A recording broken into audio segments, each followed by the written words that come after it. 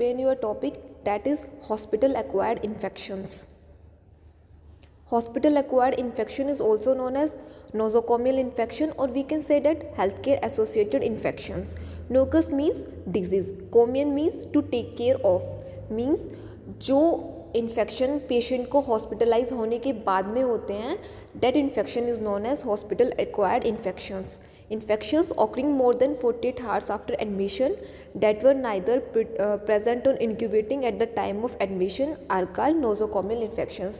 मतलब अगर हॉस्पिटल में पेशेंट एडमिट होता है, उसके बाद अगर उसे कोई इन्फेक्शन होता है, that infection is known as hospital acquired infection, जो पेशेंट को हॉस्पिटलाइज होने से पहले नहीं था.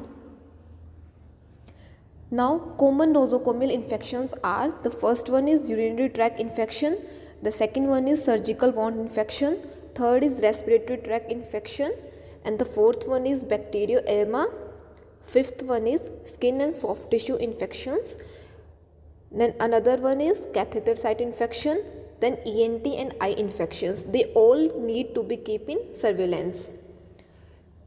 नाउ प्रिवेलेंस मीन्स पॉपुलेशन के अंडर जो भी इन्फेक्शंस होते हैं, एक्वायर्ड इन्फेक्शंस होते हैं, वो कितनी परसेंटेज होते हैं.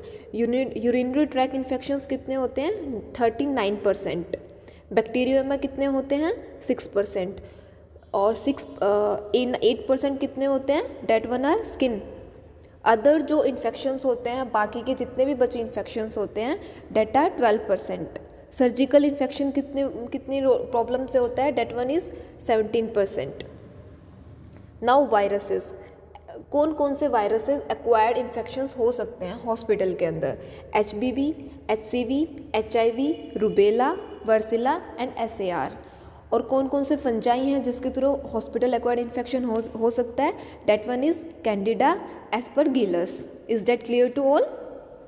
नाउ ऐसा कौन कौन सा सोर्स है जिसके थ्रू हॉस्पिटल एक्वायर्ड इन्फेक्शन एक पेशेंट को हो सकता है? First one is other infected patient. Like अब अगर पेशेंट किसी दूसरे इन्फेक्टेड पेशेंट के कॉन्टैक्ट में आता है तो उसे भी इन्फेक्शन हो सकता है. Second one is hospital staff.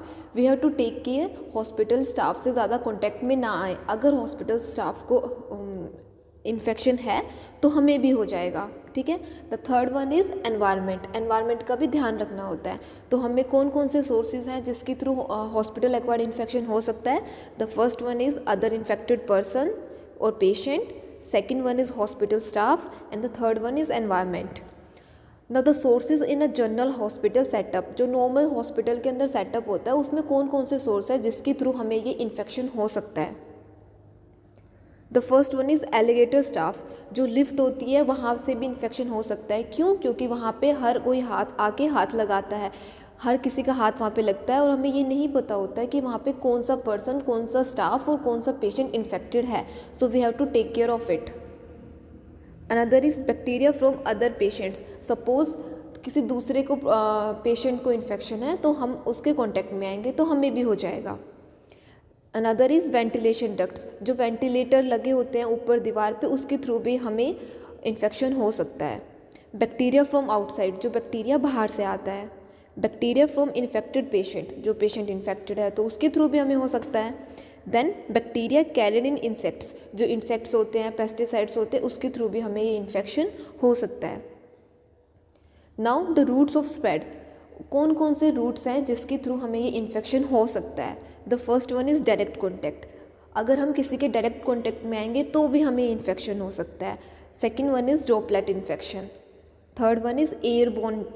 Fourth one is various hospital procedures. जो वेरियस प्रोसीजर्स होते हैं हॉस्पिटल में, catheterisation, IV known as intravenous circulation, इनके थ्रू भी इन्फेक्शन हमें हो सकता है. So we have to take care of it. Recipients क्या होते हैं? All patient in hospital are potential recipients of cross infection. जो भी हॉस्पिटल के अंदर पेशेंट होते हैं वो इसके कैपेबल होते हैं कि वो इन्फेक्शन को एक्वायर करें. क्यों? क्योंकि उनकी इम्यूनिटी पहले से वीक होती है. डेट्स वाई वो कैपेबल होते हैं ज़्यादा इन्फेक्शन को एक्वायर करने के लिए. Now the patients on corticoids therapy, patients in ICU, urologic and genetic wards, special baby care units are particularly susceptible. जो पेशेंट्स ICU में होते हैं, बेबी होते हैं, या फिर जो एल्डर होते हैं उनको ज़्यादा प्रॉब्लम होती है, वो जल्दी जो इन्फेक्शन होता है उसको एक्वायर कर लेते हैं। Now what are the preventions, कौन कौन से प्रिवेंशन है जिससे हमें हॉस्पिटल एक्वायर्ड इन्फेक्शन नहीं होगा। सी, फर्स्ट वन क्या होता है, we should wash our hands, disinfection use करना है, डस्ट कंट्रोल करना है, नर्सिंग टेक्निक्स हमें पता होना चाहिए, administrative measures, isolation of infected patients, मतलब जिस पेशेंट को पहले से इन्फेक्शन है हम उसे आइसोलेट कर दें, जो बाकी पेशेंट्स हैं उससे अलग कर दें। Infected hospital staff to be kept away from work, जिस किसी स्टाफ को जो हॉस्पिटल में काम करता है अगर वो उसे इन्फेक्शन है, सो हमारा क्या जो एज अ प्रोटोकॉल क्या होता है कि हम उस स्टाफ को छुट्टी दे दें, वो हॉस्पिटल में ना आए। अगर वो हॉस्पिटल में आएगा तो दूसरे स्टाफ को भी इन्फेक्ट करेगा और पेशेंट्स को भी इन्फेक्ट करेगा।